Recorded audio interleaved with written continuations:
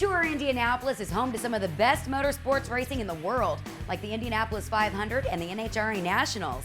But did you know that some of the best four-wheel drive entertainment takes place there as well? This week on Lucas Oil on the Edge, we're taking you on a half-hour ride of pure entertainment with the 4x4 Jamboree from Indianapolis, Indiana. Class 5 mud drags are kicking up dirt and putting on a show for the fans. Ken, Brian, and Rob are lucky enough to have a front row seat.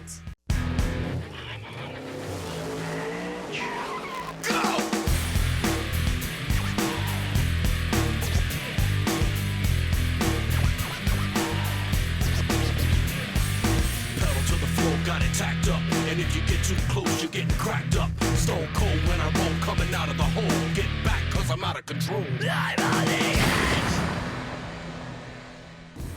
Welcome to the motorsports capital of the world. We're in Indianapolis, Indiana, for the O'Reilly Auto Parts Four-Wheel Jamboree Nationals, presented by Geico Power Sports. A couple of different categories we'll be watching here today. The mud drags, always exciting, and also some monster truck action. Ken Stout, Brian Olson alongside, and then also Mr. Rob Klepper will be down there in the dirt.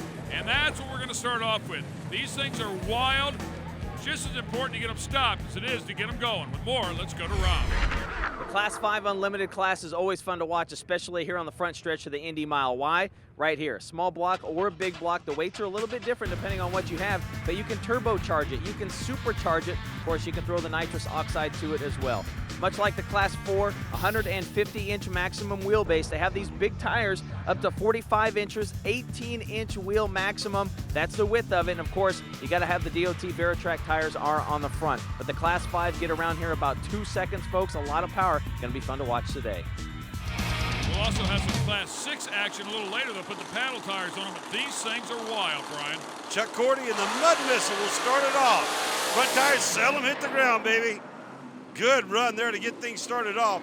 2.458 as we watch again in replay. Just picks up the front end, carries it beautifully. I mean, nice and straight. That's the sketchy part for these guys, trying to get them to go straight. That is a picture-perfect run right there. That really looked nice. Of course, they're racing each other against the clock here and not side by side today.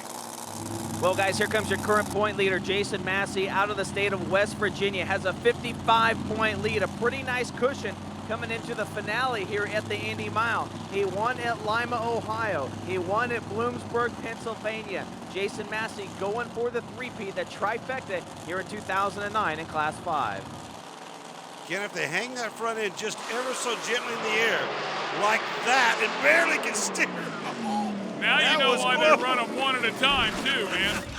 The front end, look how far that front end falls out. You can actually see the limiter chains that he has on the front of it as he tries to keep that front end on the ground because these things want to flip over backwards. And that's a long, long ride, baby. He needed both lanes of the track.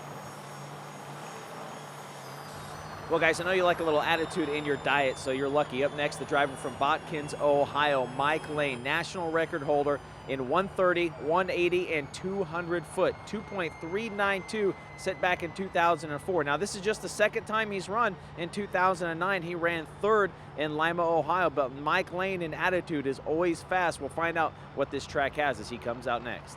High center of gravity here, too, Brian. Yeah, it's not like all the trucks and cars we've seen. Wow. That was a great run. I got to tell you, I think he may have shut the timer off with the back wheels. Yeah, front end way up in the air, and I wonder if the shorter wheelbase, higher center of gravity is able to transfer a little more grip to those rear tires because it launches hard, picks up the front end, and carries it the entire distance. Looked like he just got the front wheels down in time to trip those infrared beams and get a good ET. It almost looks like they're lined up to the right side of the course, aimed to the left side. Jason Massey, it looks like he might have killed a cylinder in that thing right at the very end.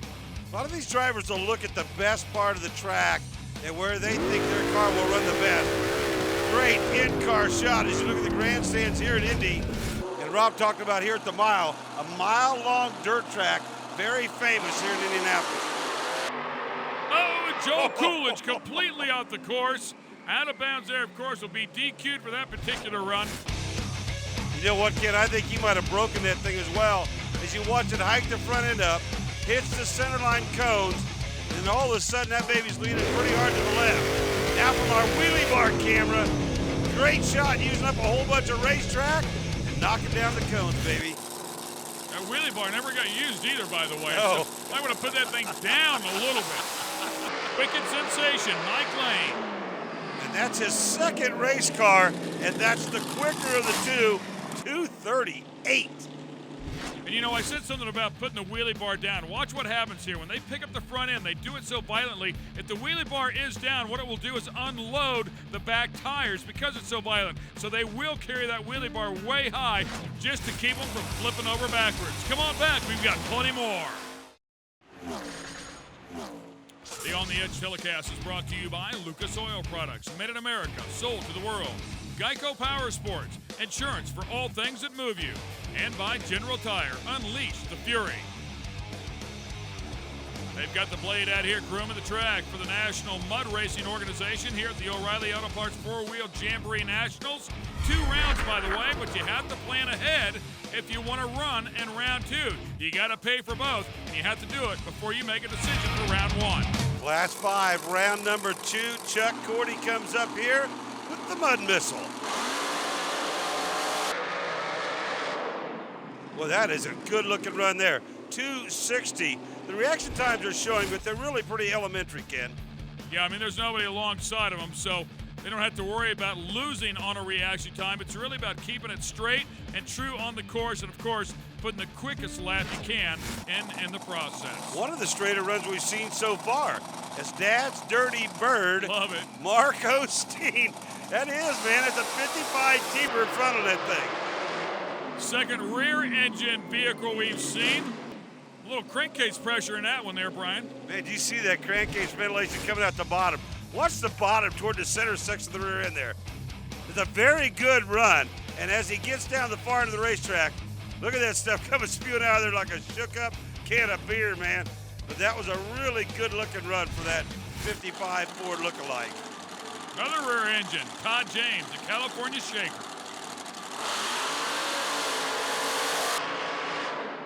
Almost doesn't need front tires on that one. And these things actually just kind of dance those front ends. And they actually got power to them, you know. I mean, they're for all intents and purposes, they're all-wheel drive, right? I mean, that one lifted the front end so quickly that the tires were barely rotating. Yeah, so I mean, I guess what's the point in having it that way? Mike Lane up again, and he's your leader right now with this car. 1 of 2, this is Wicked Sensation. That is also the last lap of the day, and when you bring 2 cars, you bring them for a reason. It's because you want first and second, and that's exactly what Mike Lane is going to go home with. Wicked Sensation and Attitude both owned by him, and at the top of the General Tire final results board. Let's talk to him. 2005 champ Mike Lane went out under the lights here at the Indy Mile and laid down a time that almost beat your existing track record, man. Congratulations on the win. Well, thank you very much. It was good to be here. We got the track in front of the grandstands. Made for an awesome race. Underneath the lights, it was nice. Good way to close out the year, picking up the win as well for you. Oh yeah, that makes it a whole lot more fun over the winter time if you go out with a win. So we're doing all right. Don't go away. We told you we had monster trucks, and they're next. It's time to switch gears as we leave the drag strip and exchange the paddle tires for the 66-inch tires that are secured to the crowd favorite monster trucks. In 1974, Bigfoot drove over cars in a field and arguably became the first monster truck to crush cars. The crowd is always on their feet for some destruction and racing, and we've got it all for you now. Today inside the Indy Mile, if you're running a monster truck, this is where you want to end up. This is the finish line. And before you get to jump this, well, pretty blue Mercury, you have to start way over there at the start line. Now, it's a traditional style S course with a couple interesting turns. We start on the dirt, but in turn number 1, right in the middle of turn 1, we end up on the asphalt. You got another set of jumps off of turn number 1 before you head down on the asphalt now to turn number 2, a hard left-hander. One more set of jumps, and then you end up right here in finish lane, right in front of the big capacity crowd. This is where the fireworks go off, the champagne drops from the heavens, and you take home the big money. Thanks, Rob. Here we go, round number 1 of monster trucks. Here's what the ladder looks like. The General Tire truck will receive a bye run right into the semis. first pair pulling up to the line. Well, guys, here we go. High maintenance and Spike. 2 trucks going out of round number 1. Jocelyn Perrin, she is high maintenance. Scheduled to be in the left lane, and the driver's meeting was complaining she wanted to be in the right lane. High maintenance paid off because she will start on the right lane. Jocelyn Perrin and Spike going out of here in round 1. Spike double clutches it. Jocelyn with a pretty nice looking multicolored machine there. Anytime you can make lime green look good, you're doing something right, Ken. And Jocelyn's been doing this for a little while, so experienced driver here. Taking it easy on the asphalt. This is the part with these big monster trucks that'll be the toughest. No doubt, is trying to turn these things on the pavement. I mean, they're just plain used to be run on dirt. Jocelyn takes the win. And Green 57 has been competing for a long, long time. The man behind the wheel, a seasoned veteran, Jim Kohler in the Avenger. Mark Hall, the far side with the Raminator. Dodge versus Chevrolet, old body style, as Kohler makes that corner.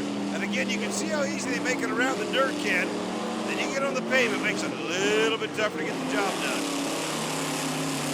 Kohler's always had a truck that was loose. It looks like it's fighting him a little bit there as he tried to sling it back. The right-hander to the left-hander, and the Raminator will take the win. Dodge truck with the win, and I got to tell you, as Dan Runty gets set to go, here's one of your more seasoned veterans, and we'll go on board with the Bigfoot machine. The truck that started it all back in 1975. Bob Chandler, owner of Bigfoot. Oh, he hits a barrier. No doubt that will be a time penalty. Runty's been campaigning that truck for a long time. It's going to cost him here. The win will go back to the other side, and Jeremy Dishman. Yeah, that is kind of an upset right there, if you ask me. The buy right here for Steve Kohler. He earned the buy by being the quickest truck in that General Tire machine.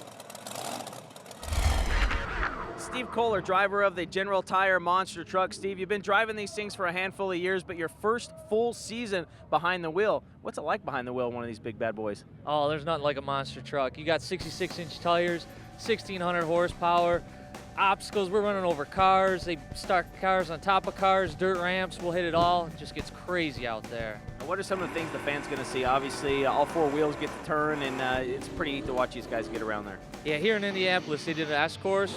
A lot of driver skill involved in an S-course. You coming off of dirt onto concrete, back onto the dirt, hitting dirt ramps, hitting the cars. It's wild out there. And of course, keep in mind they can steer with the back of these trucks as well. They do have rear steering, and that rear steering is run by either the right or left hand, depending on how they prefer it inside of the truck. When they let go of the button, it comes back to center. It's very tricky. Well, guys, as it continues to get darker and darker here at the Indy Mile, it's starting to spritz a little bit more than it was earlier today, so the track's going to change a little bit. Mark Hall coming up against Jocelyn Perrin, high maintenance. They're going at it here in round number 2. Mark Hall clinching the 2009 championship just by taking the green in round number 1. He picked up the win. Now he's in round 2. We'll see if he can make it all the way to the end. The old Raminator. Whoa, big hole shot there, Ken. Jocelyn Perrin over there in that lane that she did not want in round 1. Raminator making this baby look easy. Now the Raminator's on the longer part, if you will, of the pavement. The nearest lane to the camera is the longer part of the pavement, and that's why most drivers prefer the inside lane. Mark Hall takes it away easy here, though. I think we know why Jocelyn didn't want that lane now. Steve Kohler here in the near lane with a General Tire truck. Kohler, your number 1 qualifier, as a result, got the bye in round number 1. Comes here and takes on Ramunition as you go on board with Kohler here. Look off the throttle right there. Not very smooth though, and he's going to make a mistake. That'll open up the door for Ramunition, and Jeremy Dishman will go to the final. I'd have to say that would be an upset there, Ken. I mean, you got to think the fastest truck's going to make his way to the final, especially with a bye in round 1. So Raminator and Ramunition. We see a little pattern brewing here. That's right. All Brothers Racing Incorporated. Now, a couple of Dodges. Mark Hall, Jeremy Dishman. Guy in the far lane owns both trucks. Hence the Raminator and hence the Ramunition. This is a good race here. Trickiest part of the course, and it looks like Raminator got in a little bit of trouble right there. Oh, and now he's going to hit a cone. That'll end it up. So Jeremy Dishman, an excellent job, is going to bring home the win here in Indianapolis. Iron Gun takes out the boss here in the final round. Watch it again in replay. Good even start. They go over the jumps quite well. Then watch both the front ends, Ramunition in particular. He puts weight on the nose by using those brakes so that when he gets on that pavement, he does have weight on that front end, and he can turn that truck in. And Mark Hole eventually hit a cone. That would be a time penalty, handing the win over to Jeremy. Jeremy Dishman, man, it's starting to sprinkle here even more and more, but talk about going up against your teammate for the win here at Indy. Oh, today's been great. Anytime I race Mark, I got to bring my A game, and this track's so slick. This is our backup truck. I'm not really familiar with it, but it's a good old piece. And Mark, he's been doing this for 20 years, so anytime I could get my 8 years of experience after him, I'm going to chase him down. Last 4 years, Sunday's been my day, so keep you going. Jeremy Dishman, guys, wins on Monster Trucks here at the Indy Mile. Don't go anywhere. When we come back, we'll put paddle tires on them and hopefully keep them lit better than that. The weather can either be a blessing or a curse on race day, and it looks like the Class 6 mud drag drivers got the short end of the stick, as a downpour happened right before they were set to begin. Strategies, setups, and driving style will have to be adjusted in order for the drivers to get the most out of their vehicles and keep their chances of winning in reach. Well, this is the 200-foot mud drag strip that we are tackling today with the Class 6s. Now, they brought 150 loads of clay into the Indy Mile, and they had to compensate for the bank here on the front straightaway. They had to put about a foot of dirt down on the left side and about 3 feet down to make it nice and even, because we all know these things are won at the start. We had a chance to talk to a lot of the drivers back in the pits earlier today about what they thought the rain's going to do to this track.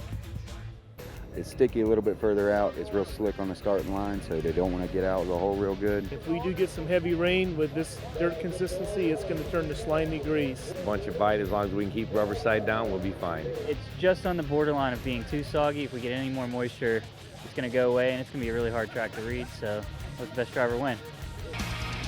Well, and he's been the best driver so far as he's leading in the points coming into this event. Dan Richter, the Richter scale. And one thing about it now, we moved to Class 6. This is the paddle tire category. So if you do want a track to go away, you want it to happen during the paddle tire class. And it didn't help. The paddle tires didn't help Richter out much at all. Watch this thing. We heard Rob Klepper say earlier that we had to add a lot of dirt, a lot of clay to this thing and level it out. Even in Class 5, they were sucking towards the middle. The same happened here for Dan Richter. The Richter scale has run. Dan Richter, first guy on the track here today in Class 6. What was it like out there? Track is real nice. Unfortunately, being the first car out, you don't know exactly what to do with it or where it's going to go. And I drifted a little bit to the left. I had to get out of it, bring it back to the right. But nice track, running good. Up next, Bobby Cross and the Deuces Wild. Oh, that was done. Are they supposed to smoke like that, Brian? Not at all, Ken. This is one of the nitrous oxide fed machines, and if your timing is off just a little bit, in whatever situation was, the timing obviously was off there, because I think he wanted that nitrous to kick in a little bit further down track. Todd Franklin, Hillbillies on alcohol. No doubt referring to the methanol that they're running through the power plant. Unfortunately for him, he had to get out of the throttle as he also got out of bounds. And you said it before, we keep seeing these guys going to the left. So unfortunately for them, they're having a difficult time staying straight. It's like a magnet drawing them to the center line. I mean, I don't know exactly why. And if I'm back there and I'm watching that again, I don't want to be an armchair quarterback. I'm going to do what this guy's doing. And Mike Lane, who won first and second place in Class 5. He's marked himself clear to the right side of the lane. So worse scenario, if he goes straight left, woo! Man, what a ride. You can do that right Look there. at the number, baby.